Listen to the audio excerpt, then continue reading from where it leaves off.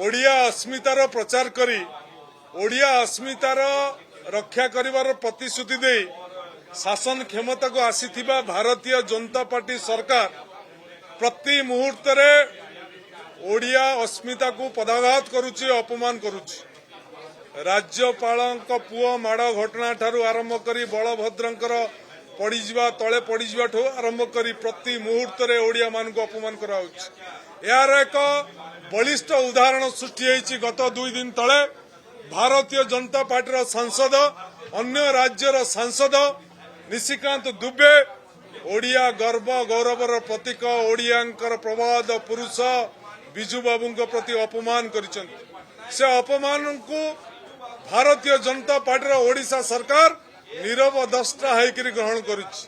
तेणु आमे ओडिया अस्मितार अपमान को सहीबु नाही, प्रवाद पुरुषों अपमान को सहीबु नाही, भूमिपुत्र अपमान को सहीबु नाही, बरपुत्र अपमान को सहीबु नाही, स्वाधीनता संग्रामी अपमान को सहीबु नाही।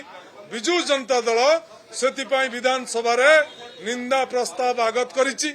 आमे बाचस्पति महोदय को दाबी करुचु आम निंदा प्रस्ताव को ग्रहण करंतु।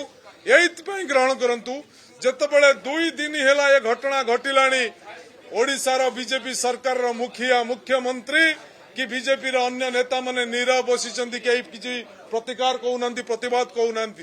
या कोन ओडिया अस्मितार प्रतीक? या कोन ओडिया मान को अपमान नुहे?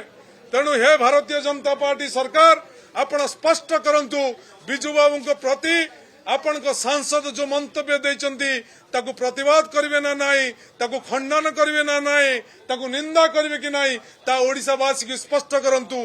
ताहाले आपणकर दोमुआ नीति पदार पड़ी जिवो जोथि पई भारतीय जनता पार्टी सरकार नीरव अछि। तेणु यही परिप्रेक्षी आम दाबी करुचु मुख्यमंत्री नीरव न रही ओडियार अपमान को सह्य न करी आसंतु विधानसभा मत दियंतु।